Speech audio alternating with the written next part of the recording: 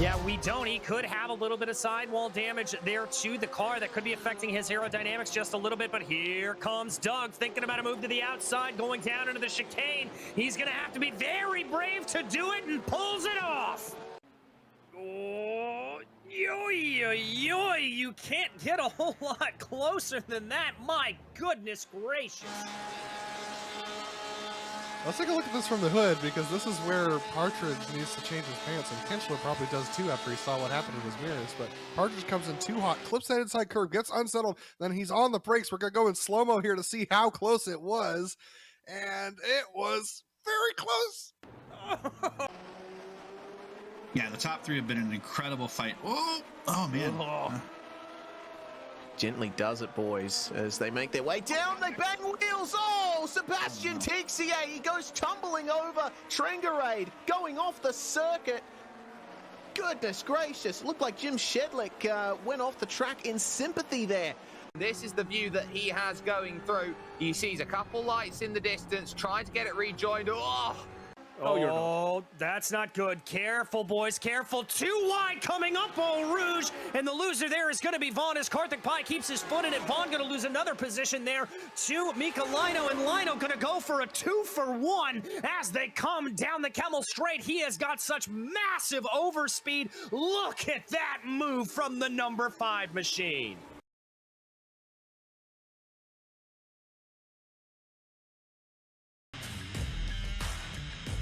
This is your chance to get behind the wheel. The opportunity to race just like the pros. From the grassroots levels, where we all got our start, to the most popular race cars on the planet. From the fairgrounds of Nashville to the high banks of Daytona, to tracks that will never be forgotten.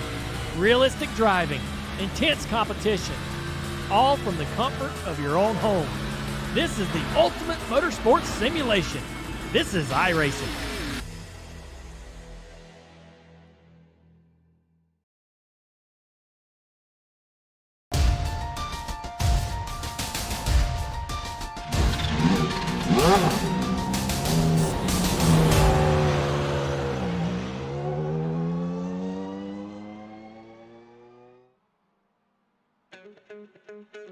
Daly's fourth place at Oran Park probably won't be counted as one of his best drives, but it proves that once again his consistency has served him well.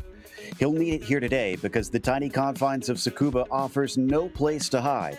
Will Kavisto be able to cut the gap yet again? We'll find out soon as we get ready to watch round 11 of the Sunday Drivers' Cup, and you'll see it all live here on the Global SimRacing Channel. Hi, I'm Joe Peak, and with me in the booth is Jake Sperry. Behind the scene is our director, Zach Johnson, and he's using cameras provided by Dougie Beard. You'd be forgiven if you're not familiar with Tsukuba Circuit because it's used much more for hot lapping really than racing. But let's head to our track guide to find out more about it.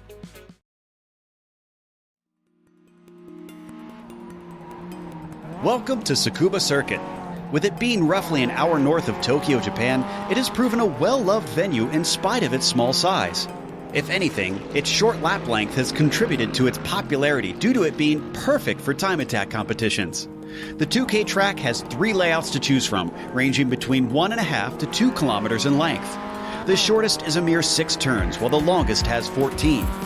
Open wheel, touring car, and motorcycle racing is held here, but the cramped nature always makes it a challenge to overtake. The majority of the lap is defined by its 3 hairpins, which all include different radii in banking. However, perhaps the most difficult corner is the final long sweeper, which tightens as it goes. This lures drivers into entering too fast or applying the power too early. This makes it a critical corner, with the run down the front stretch into the first hairpin being typically the best place to attempt to pass. With the way they squeeze this venue into a tiny little footprint, there's almost no runoff room at the exit of most corners. Overshoot it and it's a quick trip into the barriers. Pit entry is a very narrow strip of pavement to the inside of the final turn, so practice will be required if green flag pit stops are expected during the race. Everything about Tsukuba on paper makes it seem like it would be a footnote in the world of motorsports. But because of its inclusion in a number of popular video games, it's become famous worldwide among fans and drivers.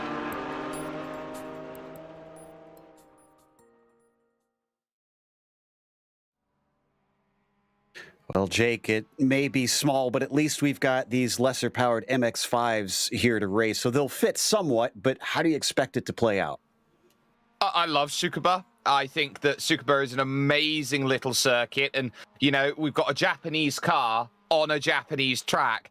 Name something more iconic. Japan loves their compact cars. I love these compact circuits. And for 9 turns, every time you go out here and you try and challenge, it's all about timing and placement. The big run here in Shimotsuma, Japan, is going to be running around that very long final corner, dealing with the level of grip and trying to attack turn number 1. Turn number 1, the slight rise above the hill. And the only reason it's got that rise, Joe, over the hill is because there is a bridge underneath the very middle of turn number 1, which is the entrance to the paddock.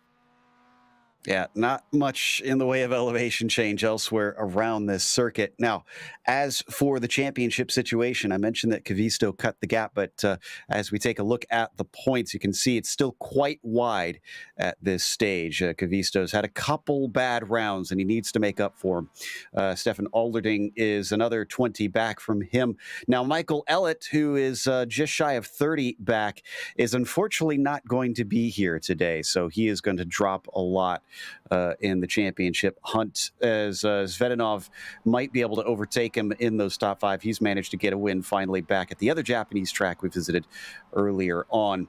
From there, it's tight between himself and Lopez. Only a single point separating them, and tied actually between Sander and Victor, down for 7th and 8th position. From there, it's close to Sousa as well as Oral. So a lot to fight for at the top, and still a full season, almost a full season left to go. We have a lot of races left in this. We also have, though, the team's championship. How is that, Jake?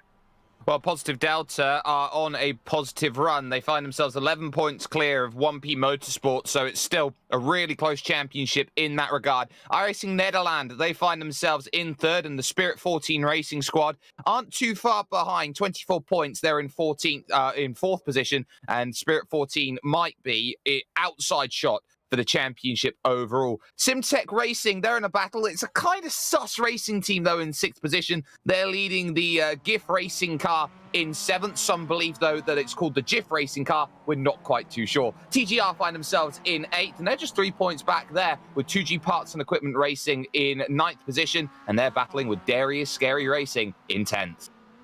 For the Nations Cup, it's still Ireland up at the top, with Finland trailing, and as you'd expect, that is Daly and Kavisto, who are mainly hauling most of those points upwards and onwards. The Netherlands sitting in 3rd, tops the United Kingdom, with Spain actually tied in 5th with South Africa. Michael Ellett, usually the one that you see contributing on that end. So it looks like Spain might be able to overtake them today. Also a tie for 8th, Brazil and Portugal. And a appropriately close battle in the United States, trying to get in there, sneaking into the top 10 at the least. As the qualifying starts, let's take a look at the race details, Jake, and see what the drivers are going to be up against. Well, this is the halfway stage of the season, round 10 of 20, so it's a long and difficult championship where not everything is going to be as secured early on. It's a 28-lap race, so they are going to be going around this pretty quickly, and the lap times have been about a minute 3, a minute 4. Expect this race to be run in around half an hour. It's a fixed setup here, so everyone's got exactly the same equipment and machinery. There is no difference in terms of what they're doing. This is the purest test of driver skill that they have available, but keep an eye out on those bonus points. We have just started qualifying. Whoever is the fastest in qualifying gets themselves a bonus point. Whoever's the fastest in the race will also get a bonus point with the fastest lap. And of course, the driver who makes the most places, so whoever's the fastest at moving through the field, will also get a bonus point. 3 bonus points for being fast. Exactly what we love to see. Absolutely. And we haven't seen any laps set yet, but you definitely want to get one in, because it's going to be hard to get some clear track around here. Open qualifying for these 10 minutes, and the first of them are finally coming across the line to set a time. So let's see who is be able to be quick out of the gate. Van Rassel has the provisional pole, but we've only got about 5 drivers on the board so far, expecting guys like Kavisto to go pretty quick. Tom Daly, not usually a great qualifier. It's just his racing is on point. So kind of curious where that's going to put him today, especially considering, Jake, how important track position is.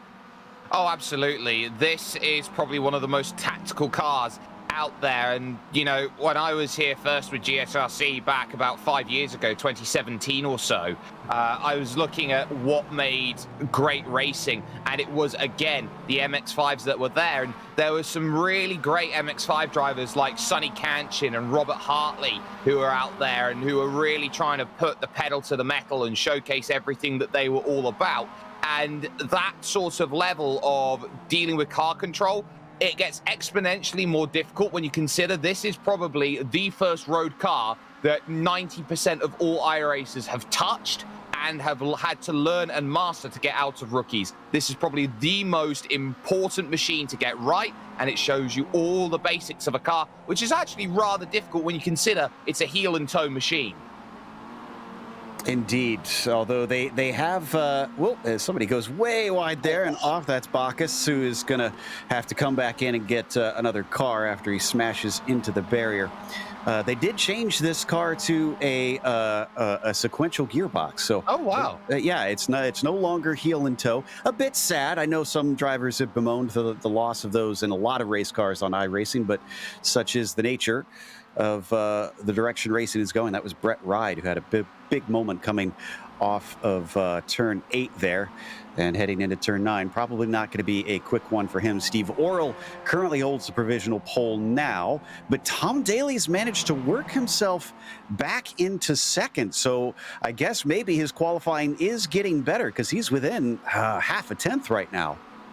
I'd say this is the sort of track where qualifying is really, really important. You want to be within the front 2 rows because you can very easily, on this small track, have those gaps develop, have those splits in a pack, which really do shake up the race. And when there aren't many places to go out and overtake, and you are so reliant on finding that element of space, Tom Daly, the 1P Motorsports driver there, Irish as well for the Nations Cup.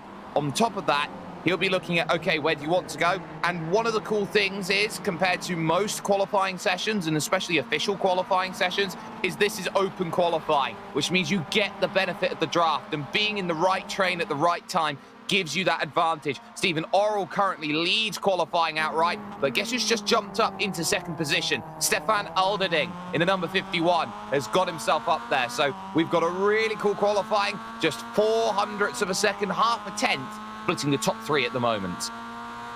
And you got to think that Alderding is hungry to try and make some inroads just as much as Kavisto is. Speaking of which, Callie is not doing as great as I thought he would have, as he sits down in 8th, about 0.3 off of the pole time.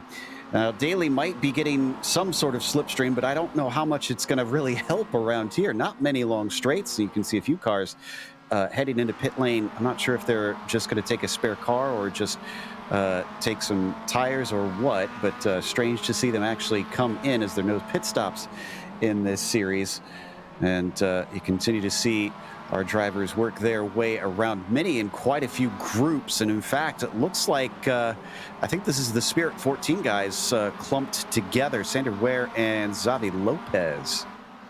Yeah, Sandavare and Xavi Lopez have certainly been out there and trying to work together. And it makes sense if you consider that when you've got a teammate out there, you can pull the faster driver along and you can gain that little extra bit when it comes to qualifying. We're inside the last 3 minutes and 20 seconds, and that gives them a good advantage. Xavi Lopez is going to take that dive, though, down into the pits. And look how narrow that pit lane is. It's single track, absolutely single track. And you cannot get any of it wrong in the middle, because if you do, you are flying back out onto what is the direct racing line. Yeah, it is scary. Like I said, not really much of a place for racing. Usually seen with motorcycles, but there are some lower level series with 4 wheels that do try and tackle this place over in Japan. But I'm not sure how many of them actually have live pit stops during the races. I certainly have seen some here as somebody has messed up their car in these last few moments. He's actually got enough time probably to get back out and put a time in since the laps are so short. And it is open qualifying, so they should be able to complete their hot laps. Not seeing many drivers improving at this stage. It seems like most of them got them in early. Lopez still on the provisional pole over Oral, taking that away by nearly a full tenth, which around here is pretty decent margins. Yeah, not many drivers... Excuse me, not many drivers were able to break through the 103 barrier in practice, and again the same in qualifying, just the one driver in Xavi Lopez making that happen. The big surprise right now in qualifying is car number 1, Kaye Kavisto, who is back down in only 8th position right now with 1:44 remaining. So is on the wrong side of the positive delta, and I think you'll need to negative split a little bit. That gap is near enough 4 tenths to pole position right now. Well, it looks like he's hovering around improvement for his lap time from what I'm witnessing. We'll see if that's accurate as he comes around the final corner. Oh, he's very, very wide, more wide than you want to be, even though it's a late apex turn. Certainly seems to tighten up as it goes, and that is not quicker. In fact, 2 tenths slower than his best time. He'll get 2 more tries if he wants them. Absolutely, and of course another cool thing with open qualifying, Joe, is when the checkered flag comes out, you are allowed to finish the laps, whereas, for example, in closed qualifying, you get a scenario where the checkered flag comes out, that's it, that's all you've paid for. You've paid for your 10 minutes of qualifying, and then qualifying's over. I like this a lot more. It's a lot more natural, and it has that progressive flow to a finish that I think qualifying sessions should have a little bit more of. That certainly makes it tense, and it forces the driver to be on their toes to try and find that open space around tracks like this. As we watch a few more of them come to the line, I'm keeping an eye on Lopez, who does look like he might actually even improve. He's been pulled by Kavisto, who we're watching right now. Both of them will get 1 more lap after this, as long as they keep it clean. Kavisto to the line. I don't see him improving, and he does not, whereas Lopez does. He's now more than a tenth ahead of Steve Oral, who is not out on track, and we're going to get the checkered flag in just a few seconds here. Let's see who's going to be the first to take it. That is going to be Rodriguez in the 18, who is not going to improve this time by. Then it's going to be a whole swath of cars. Alders along with Marimont and Tom Daly. Daly, can he improve? No, he cannot. No, he can't, and that's crucial. Only down in 4th position, and that is going to be struggle street going forward. Drivers are all trying to push those times in. The big one I'm keeping an eye out on is Jordan Svetanov, who is in 5th position, down on a 103.1 at this moment. So we've got eyes on the 51, just rounding through that spoon-like hairpin over at turn number 11, and Jordan Svetanov comes over the line and does not improve at times. So it's going to be all down to what can you find. Stefan Alderding in that 51, 103.058, needs about a tenth and a half to move up. A couple hundredths will be good enough, but it's a 103.1, just didn't have it at the end.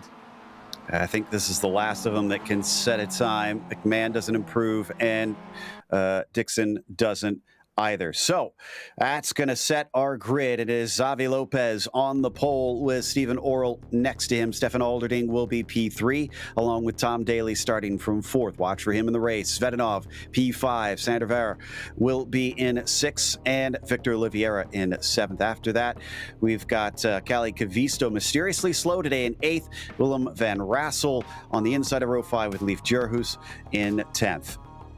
11th position will be Amanula Bacchus, with Pedro Marimon in 12th position. Alvaro Rodriguez will start 13th alongside Kaye Rantanen in 14th position. Kaye there doing a pretty good job then, with Brett Ride in 15th and Mackenzie Mann P16. Rene Vara will start 17th, with Patrick Alders on the 9th row alongside. Row 10 will see Bruna Albino and Tim Lancaster make up that. Martin Dixon, Leon Vorders, Arturo Davila, Sven Dahlmans, and David Mitchell round out the rest of our 24-car fields, which are lined up around the final curve, as it's going to be a standing start for this one. We're just waiting on Rodriguez and Albino to put themselves on track, and then we are good to go for round 10 here this evening. And drivers are certainly eager to go, as they're already revving their engines, but it's not time yet. And now we've got everybody out there. So let's see who has this one down in the tiny bull ring that is Tsukuba. Lights are up, and the green flag is out. Off the line, it looks like a pretty decent start for Lopez as he gets a bit of a gap over Oral as they start to pick up speed. Immediate defense from Alderding, trying to keep Daly from going by, but they're going to make some contact, and Daly somehow makes room and goes through, but there's smoke coming off of Alderding all the way around the corner. He survives it somehow. I thought for a second maybe he was having some body work rubbing on his tires. Yeah, once, twice, three times an issue. There's a spin in the background going through towards turn number 4 out on track. And it looks like trouble's out there for Willem van Rassel. And there was contact for Patrick Alders as well. So 2 in trouble for the iRacing Nederland team. So they are in a little bit of trouble in the early goings. And look to the inside then for the race lead, as Xabi Lopez will hold on to position at the moment. Stephen Orrell was trying to go the long way around, but immediately the top 3 breaking away, and a little bit of contact just back there between Sandavara, and a big contact for Sandavara. They're both in the Armco. Big incident over the track. Oh, and they slide back in front of it, unfortunately taking more cars out as they try to pick their way through. It looks like finally it's settled down as cars come to a halt, but that was some very poor track re-entry for some of them. Daly, in the meantime, into the first corner, has gotten by Oral. He's now into second place, and it was a messy start at the end of the lap for our drivers. Lopez continues to lead from the pole. So drivers in the pits, Kalle Rantanen, Victor Oliveira and Sandavara all there in the pits and all in trouble early on. Leaders, though, have been a little bit calmer. Front 4 getting away at this point in time. Jordanin Svetanov on the back now in 4th position. But Alderding on that opening lap was the interesting one. Once, twice, 3 times an overtake it was for one driver called Tom Daly, who has now got through on Stephen Orrell and wants to take the race lead away from Xabi Lopez. What did I tell you about that race pace of that 67 car? Wasn't able to make it stick coming through the final corner this time, but cuts back. Might have the speed onto the main straight, and he does. He's down to the inside. Lopez tries to squeeze him down, but there is nothing stopping Tom Daly. Oh, and there is something that is stopping Lopez, or at least punching into the back of him. That was Oral.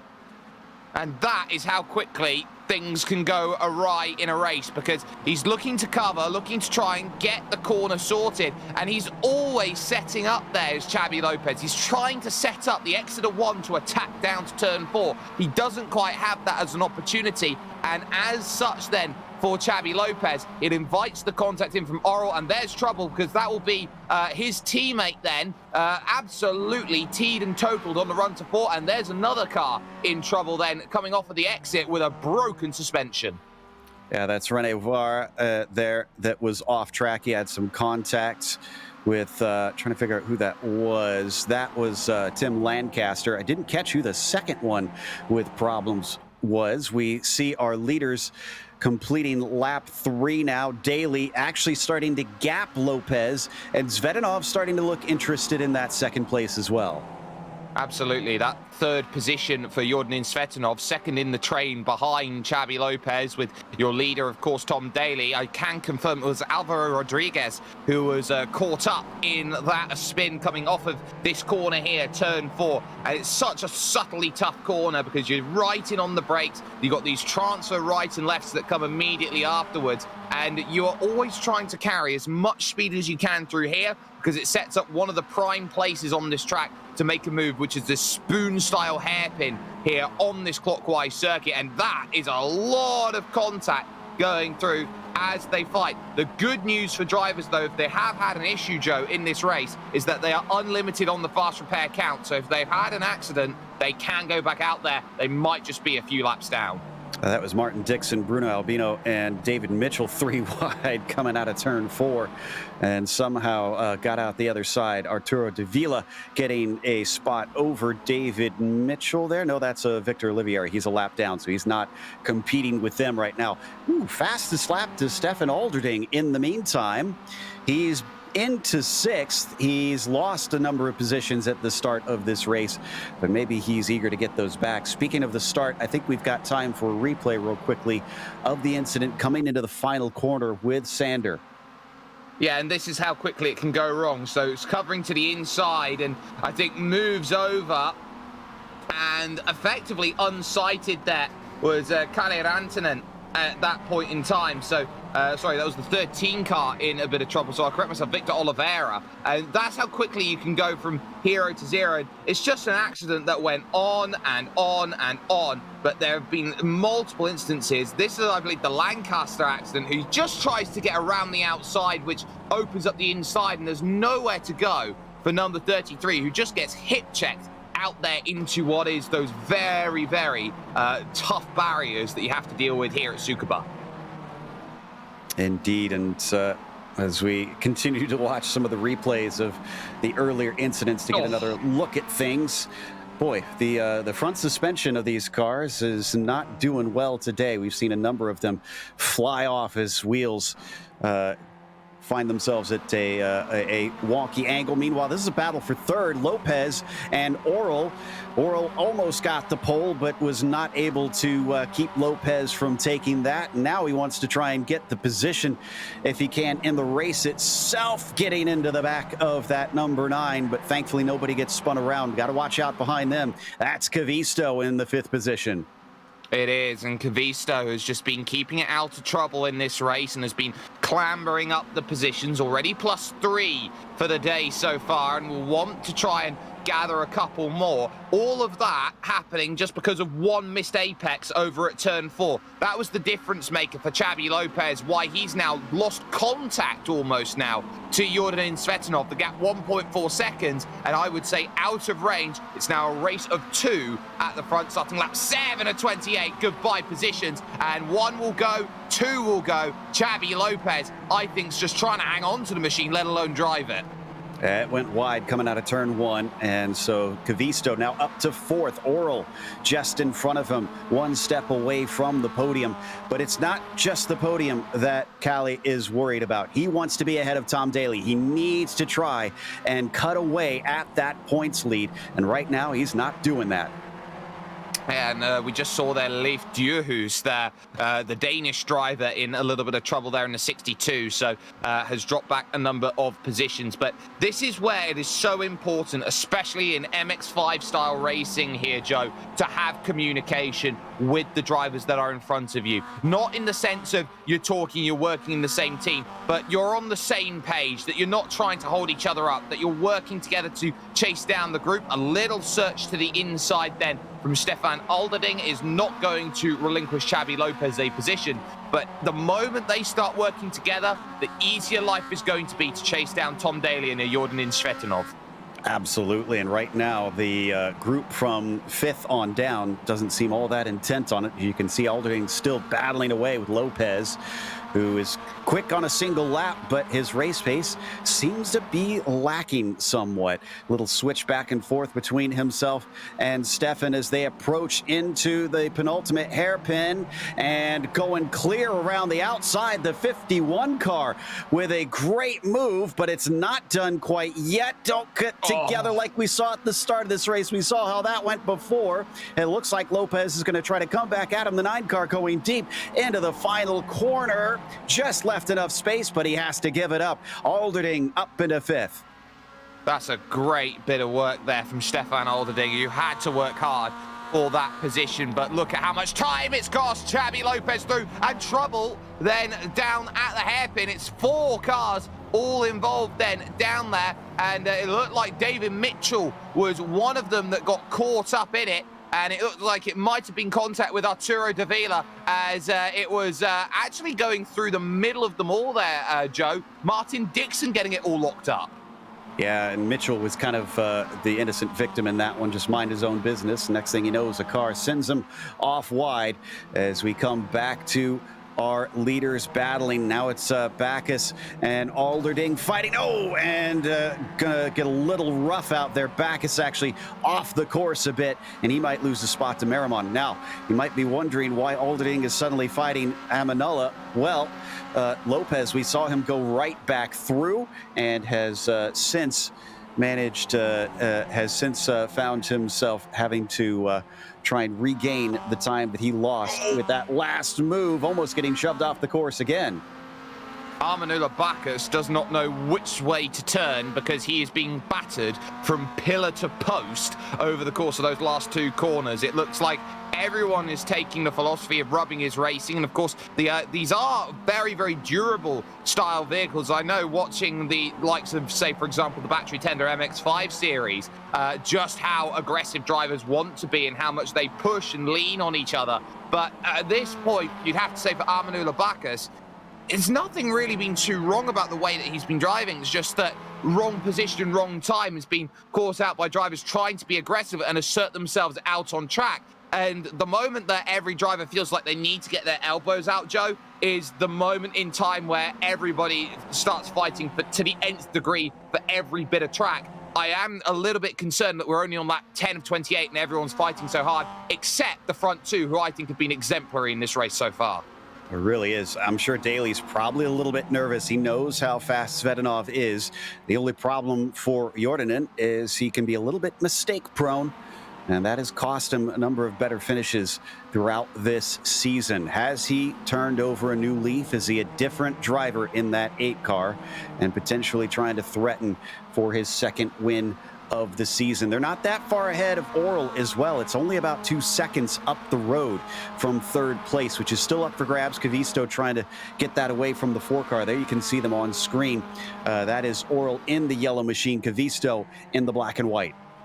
Well, the key there for Stephen Oral over that last lap was that he was 2/10 quicker. There's another spinner there in the background, so that's troubles at turn number 4 for Mackenzie Mann in the 11, who was up to position number 11 and ultimately loses that in a fight with Willem van Rassel, who's doing well to recover back through the order. But the key right now is that Stephen Oral is not in a fight right now with Kalle Kavisto. I think Kavisto has done very well just to effectively manage the gap that is there, and the times are crumbling again. Oral, 1:03.4 was again quicker than the leaders, and he's slowly pulling himself back to a Jordinin Svetanov and a chance of victory here, lap 12 of 28. Yeah, Kavisto probably knows the game. He knows he needs to try and do what he can to help push that 4 car forward, save the battle for later, and then settle it in the dying stages of this race. We're only just getting close to the halfway mark of this one. And you can see the top 4 playing some interesting games, as that was a great exit from Steven, pulling away from Kavisto by a pretty good margin. And if you can get a drive off the exit of that corner, the thing that gets a lot of drivers, especially in low-powered machinery, Joe, is just how long that corner is. Yes, it's a hairpin, but it's a hairpin beyond 180 degrees worth of turn. So you're always trying to wait for the one moment you can put the power down. And the moment that you can, if you're getting on the power a tenth, half a tenth quicker than your opponents are, you're going to find a lot of time along that long straight onto the final corner on this circuit. So that here on this 2K circuit, 2K because it is exactly 2 kilometers long, might be the all-important thing that you see, as now traffic becomes a point of contention for your leaders. They have to get around Arturo de Villa. And they do so successfully, but man, the gap has really narrowed. Oral is down to basically a second behind Svetanov at this point. Great job there by Davila to see the blue flags being waved and let our leaders through, knowing that we've got an important battle brewing. But you were right on that call about Steven gaining time. This has come down in a big way, and with so many laps left, he is definitely a potential challenger for the win. I'd certainly say so. It's been bit between the teeth style driving at this point in time from Stephen Oral in the number 4. Would have felt absolutely like today was going to be his style of race that he would want to try and conduct. And it is worth noting as well that we run fixed conditions around this circuit in terms of time and weather. So in sim time right now, pretty early for a race, you'd say, Joe. It's about 6:20 in the morning, and with the track temperature at 27 degrees, I know that this Tsukuba circuit can get up as high as 50 degrees at points in time. So it's certainly there, and that's like 130 or so Fahrenheit. So it can be a really, really sweltering track. 81 Fahrenheit, though, is ideal driving condition. Absolutely, and I think it's appropriate. We're in the land of the rising sun, so what better time to have a race as we continue to watch Daly ahead of Zvetinov, and still Oral hangs at about 1 second back. Wonder if that traffic helped cut that down a little bit more quickly for a brief moment, but it does seem like Tom and Jordan are maybe picking up the pace slightly. It's up to 1.3 now, seeing that Steven has been gathering them up. They try and stretch away to keep themselves out of reach, especially because they've got more of the traffic now. Leon Vorders is up next, and he goes very deep into turn 4. Looks like potentially intentionally trying to let them by. Yeah, good driving from the Thai driver there, just getting out of the way, well out of the way of the front 4, not wanting to be an influence in that race and doing well. The key wasn't the fact that Tom Daly went much quicker, it was the fact that Zvetinov closed right up to the back of Tom Daly over that lap. That's why the gap increased out to 1.3 out there overall for the top 4. But it's not as simple as just the top 4 are there, because still plugging along, putting some good times in, is Xavi Lopez in 5th position, is only 2 seconds off the back of Kalle Kavisto, so is still in the mix to really make something happen. And you could say Alderding's running good times, Pedro Maramon's running good times, Amanula Bacchus is running pretty decent times as well. So everyone is still within that. I would say if you're within 10 seconds, you do have an outside shot of making something happen if effectively this all goes into a melding pot of anyone's got a chance. By the way, our hardest charger in this race, Tim Lancaster, is up from 20th to 11th right now. 9 positions gained for him. There he is on screen right now. So he's doing very good considering he did set a qualifying time. So this is a legitimate charge from him to survive all the melee that we've witnessed out here right now in front of him. That's Willem van Rassel that you see in the orange and white that he's attempting to catch up to. Yeah, and on top of that, you've got David Mitchell as well in the 69. On the graphic, he's up 9 spots, but of course there was a non-starter in the form of Sven Dahlmans, so ultimately that's only +8. But the 69 car is certainly trying to find a way through. Patrick Alders is just in front. That would tie it all up at +9. And I find it very interesting that we've got 3 drivers from Great Britain in this one, but David Mitchell very much aligned as Scottish rather than British. I'm not going to get in the middle of that debate. So as we come around to complete yet another lap, impressively, we still have 17 of our 24 cars on the lead lap. I would have thought that many more would have gone down behind the leaders by this point, but I guess the pace is pretty close from head to tail of this field and definitely past halfway at this stage. It's looking like Tom Daly has been able to pull something of a gap over Zvetinov. Now, I don't know if that was more traffic or if, again, he just decided to turn up the wick. But, oh, actually, it was a mistake. I went back and checked. Zvetinov had an off coming out of turn 1 on lap 17, it appears. Yeah, and that would have been a slowdown penalty because he would have cut across turn 2 out on track. So that was a very unorthodox place to get a slowdown penalty, but you know how the iRacing system is, Joe. It will find any and every way to find a slowdown penalty in place, and that might just be the gap that Tom Daly has been really searching for. He has been going over and over and over, looking to try and break away from the Bulgarian, but has had no luck so far. This might be the first time it happens, and for Zvetinov, he's now really having to look into his mirrors. Another big wiggle as he goes over the curb then on the run to the spoon-style hairpin at turn number 8, because Stephen Orrell now is going to have to try and work the Oracle and find a way through up to second. You got to wonder about Kavisto, though, sitting back there. Is this where he finally decides to go? If he has the pace, does he attack, thinking at least a second place could be on hand? Because right now, as you mentioned, Steven and Ordinen might start to find themselves duking it out just to try and settle that P2. And Kavisto will not want to be slowed up by those two, no doubt, as they head back into the first corner once again. Will this one be on the track for Zvedanov? Yes, it will. So that stayed a little bit more tidy, and he's got it down to about 0.7 of a second when it was a full second not long ago. Yeah, full second it was, but now it is next to nothing. And Kalle Kavisto on the back of this has certainly done well to stay in range and build this back up. A 103.7 compared to 2 103.9s. Tom Daley actually had the slowest lap of the four. He did a 104.1 on that, and suddenly that gap's going to be clawing back in once again. And with 10 laps to go, the delta's on the wrong side of it, and I think Kavisto has played a really shrewd game in fourth position. I think he's been waiting for the right time to be brought up into this group, and I think with 5 laps to go, he's going to find the right option, the right move, and he is going to absolutely charge forward and try and make those overtakes. He's gained a little time over the last lap or two on Oral now. He's within range that he can maybe try something desperate. I wouldn't quite yet. I think better opportunities are going to come, especially if they hit more traffic, which David Mitchell is up the road, a teammate of Tom Daley's as well. So that might not slow down Tom, but maybe the others, as Patrick Alders would be the only other one up ahead of them that they're going to be catching anytime soon. After that, it's quite a big gap to the next car up the road. We continue to watch our top 4 on your screen. Make that top 5. As you mentioned earlier, that's Lopez still kind of showing himself in the mirrors and saying, I'm still here, guys.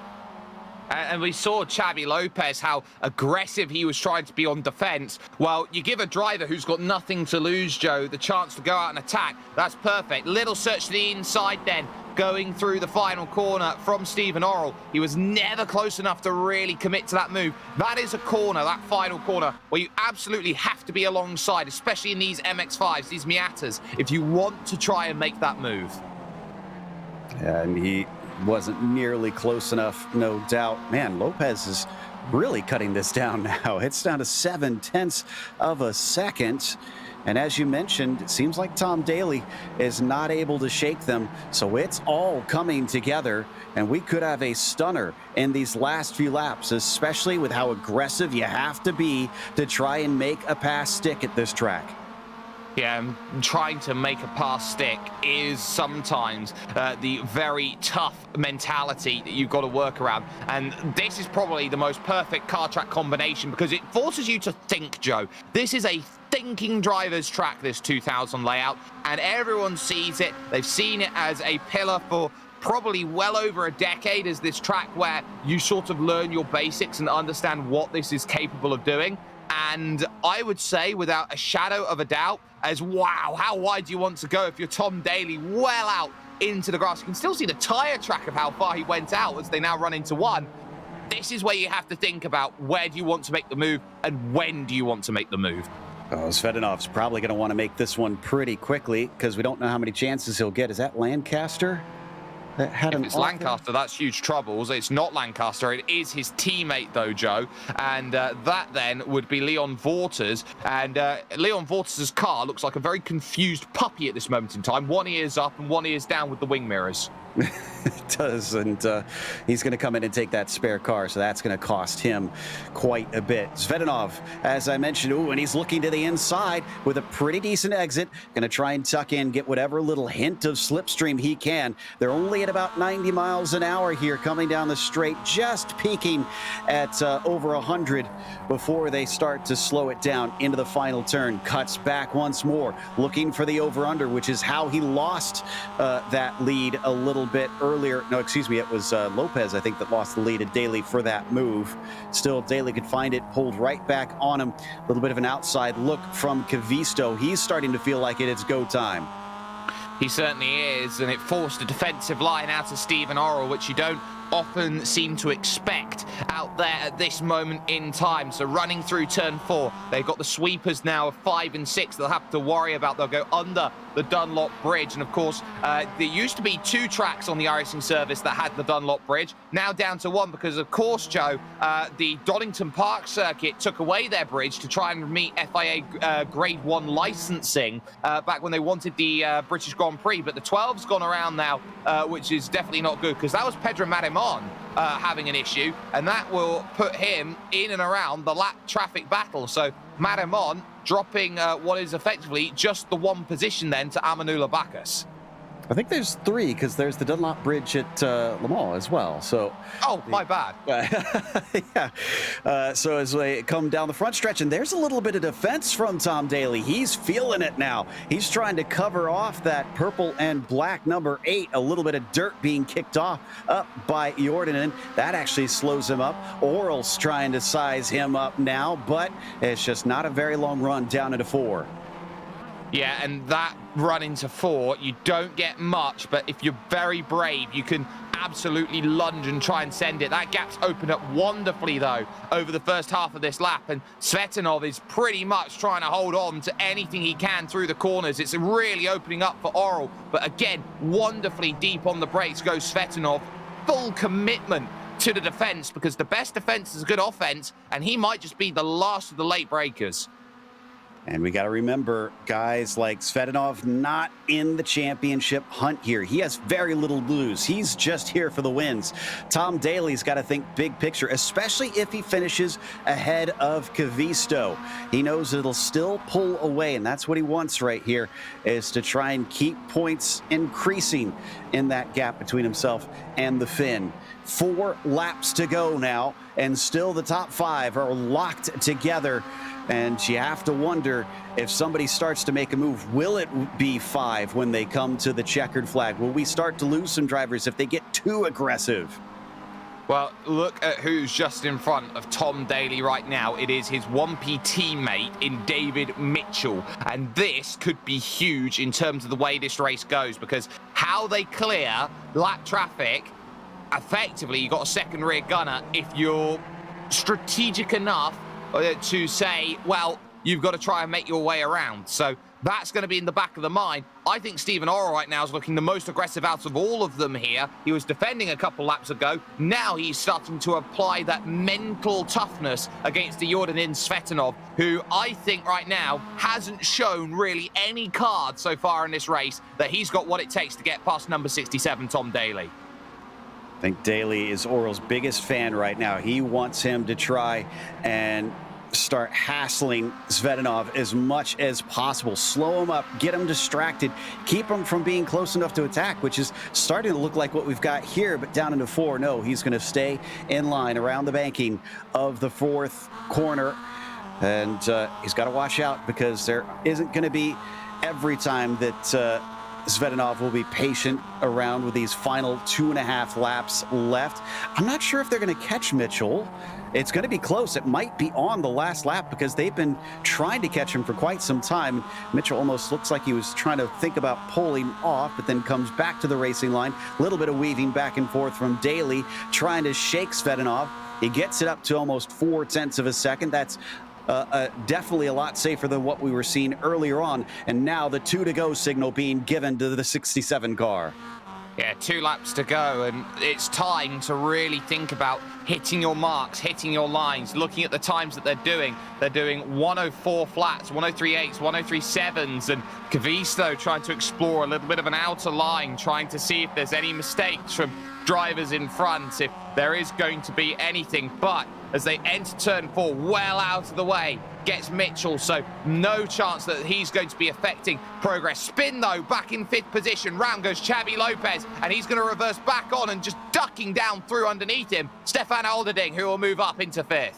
Whew, I was lucky from Stefan. I don't think I would have been wise enough to know to try and get to the inside, but he was heads up. Lopez falls to 6. Stefan with a top 5, but he's still going to lose some points to his rivals if things stay as they are. And there's only going to be one more lap to try and keep them as they are. Tom Daly has taken the lead early in this race. It has not relinquished it, but can he do it for just a single circuit around?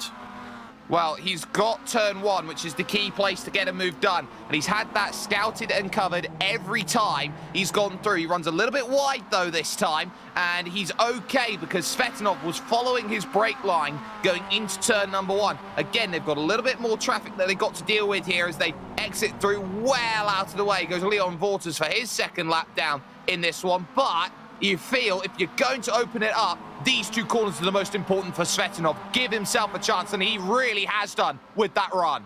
Oh, fantastic run coming up into the penultimate corner. Surely he's going to send it. He's going to look, but slamming the door shut. Tom Daly is having none of that. They now fly down the backstretch. This is going to be one last chance, but I don't see Ordinen being nearly close enough. He's got to be right alongside that blue and white 67 car. As long as Tom is clean around this last corner, he's got this latest win in the bag.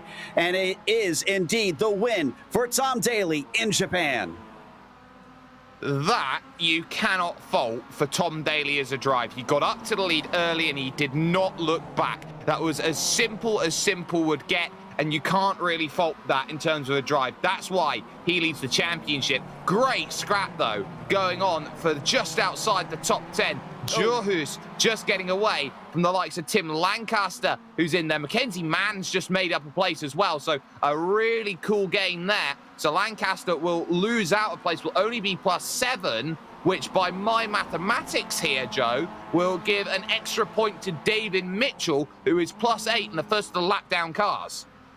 I think you are correct on that. Lancaster making contact there a bit with, I believe that was, I lost him now. Bruno Albino, there he is on the timing screen, who had to get out of it to keep from having an accident. And you're right, it looks like David Mitchell, who did get past at the end, has secured that hard charger. In fact, I'm seeing 9 positions up for him now, so that makes it doubly sure for him as things update here in the race. So Mitchell going to be taking that bonus point, but we're going to take a quick break. We'll come back with the unofficial results as well as driver interviews, so stick around.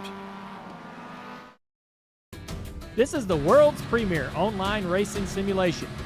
iRacing puts you in the driver's seat from your home computer with the most realistic online motorsports experience you'll find anywhere.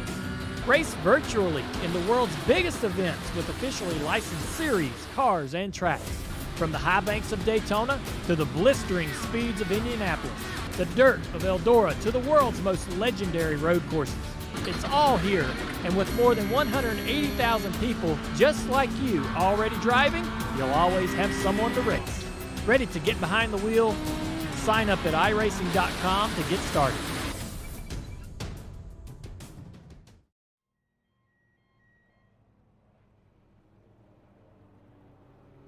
Welcome back here to Tsukuba, and it is once again Tom Daly taking a win in the Sunday Drivers' Cup. It seems that it's going to be difficult to overcome that race pace no matter what he does in the qualifying. Svetinov tried his darndest, but it was a little bit too late running along with Daly up to the front. He was not able to overtake him before they got there, and Tom was defensive enough and quick enough to retain that lead over him. Stephen Orrell rounded out your podium, falling from the front row. Unfortunately, Cali Cavisto, who lacked pace in qualifying, somehow climbed to 4th, but then got stuck with that front group as well. Stefan Alderding wound up in P5, not having the race pace like some of his compatriots, and same thing with Lopez, who put it on the pole and then struggled almost from the very beginning and fell to 6th. Bacchus was in 7th, with Merrimon finishing 8th. Van Rassel somehow managing to finish exactly where he started in 9th, and then Brett Ride was up 5 to get a 10th. Over the page then, and Leif Djurhus in this race finishes in 11th as the Danish driver, with Mackenzie Mann there in 12th. Tim Lancaster lost out that position on the final lap, and also losing out then on the most positions gained during the race, the hard charger, so ends up being stuck with 13th. Bruno Albino will take 14th position, with Patrick Alders finishing off in 15th. David Mitchell wins the hard charger award in 16th, does the Scottish number 69. Sandavara was 1 lap down after contact on the opening lap. Martin Dixon also having an adventurous race, 1 lap down on top of that. That included Victor Oliveira and Alvaro Rodriguez, 1 lap down. The rest of the drivers a lap down or more. I'll just polish them off for you, Joe. Kalle Rantanen, Arturo de Villa, Leon Vorters 3 laps down, having to jump into the pits, did the Thai driver. Rene Vara 25 laps down, and a non-start for the Belgian driver Sven Delemans. That's going to take us to our winner, Tom Daly, and we'll see how he felt about this race, because it didn't take him long to get up to the front. But Tom, we often talk about this track being a tough one to make passes and qualifying being important, and that's not usually been your strong suit from what we've seen. So were you concerned at all coming into this race, qualifying 4th, and wondering if this win was possible? Yeah, that's always a concern with this track. Being so tight and twisty and so apexes and all that stuff. But it's like anything, you just take it 1 lap at a time. Not going to worry about what happens in 5 laps. Just keep piling on the presser and see what happens. Well, that you did. And speaking of pressure, though, Svetanov, trying to get his 2nd win, seemed determined to try and get that away from you. Anything special you were employing to try and keep him by, or is this pretty much vanilla tactics of defense to try and prevent him from attacking you? The main thing I was doing was just trying to stay consistent and keep hitting my apexes, because main way he was going to get past me, I felt, was if I made a mistake and left the door open for him. That was the main tactic, as suppose, in my sense. Yeah. Well, I think this is a win to be proud of, a track where you didn't even start on the front row and you managed to get up to the lead and take away the win, leading, in fact, most of the laps in this race. Next time out, we're going to Olten, which is another one kind of known for its difficulty, although a little larger than Tsukuba. How do you feel you're going to fare at the full version of Olten Park? Well, the short of Olsen, we done very well as a team, so hoping we can keep that going for full track. Well, we'll watch out for you. Congratulations on the win, and we'll see you in a couple weeks' time. Thank you. That was Tom Daly, your winner here today. Then we've got the man that was chasing him. Jake is talking with Jordan Svetanov. Quite interesting, actually, just before I do, the Olten Park actually has 2 different places for their 2 commentators they go through. They have one on the main straight and the other one's all the way down at Knickerbrook Corner. So it just shows you just how different some circuits are compared to others. But Jordan Svetanov here with me right now, 2nd position. Jordan, that looked like it was the perfect race for you, except that you were up against a driver who did not make a mistake today in Tom Daly. Hello guys. Yes. I really didn't have one opportunity to make a pass. He was brilliant. I think he made a couple of mistakes, but very little mistakes. So yeah, I didn't have any chance to make a move. Let's just talk about the middle of that race, because you had to really work. You had that chance to break away. It was a group of 2 that you were trying to pull away, and then the group behind you slowly started to crawl up onto the back of you. Were you worried at all through certain parts of that race when you had the likes of Steven and Kalle behind you, that they were looking to try and maybe push forward and effectively make it a fight for 2nd? My strategy was exactly to drive behind Tom and try to pull away from them, and then maybe last 10 laps to fight with Tom for the first place. But they started gaining, and I started to push harder, then make couple of mistakes, one slowdown, and I was worried maybe when they was second and a half behind us.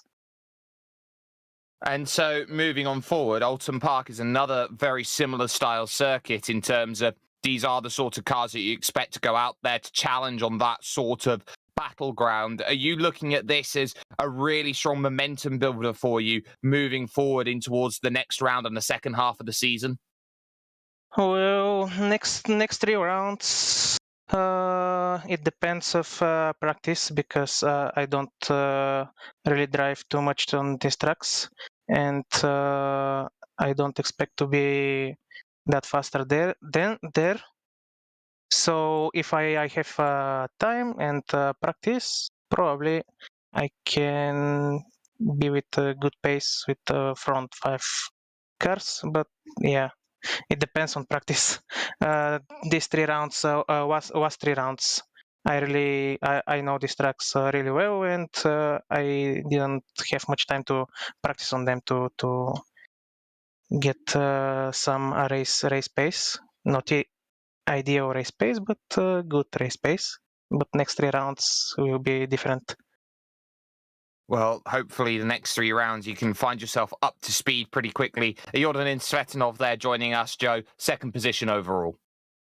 Which is going to wrap us up for the evening. So we want to give a big thank you to the Sunday Drivers' Cup for bringing us on for coverage this season, and also thank the companies that provide the software and hardware for our broadcast listed here. Additional thanks go to June Lalonde, who provides our wonderful music. Check out her Bandcamp for more great work. And thanks to the team today, of course, Jake, Zach, and Dougie. You can find more info about GSRC at globalsimracingchannel.com or through our social media. And check out our merchandise store at gsrc.storeenvy.com. There's a link in the description below. Don't forget to subscribe to our YouTube channel so you don't miss a moment, because as we mentioned, the next race is at Alton Park. That'll be in a few weeks from now. We got a little bit of a break, so check back in Sunday, July 10th at 5 p.m. Eastern.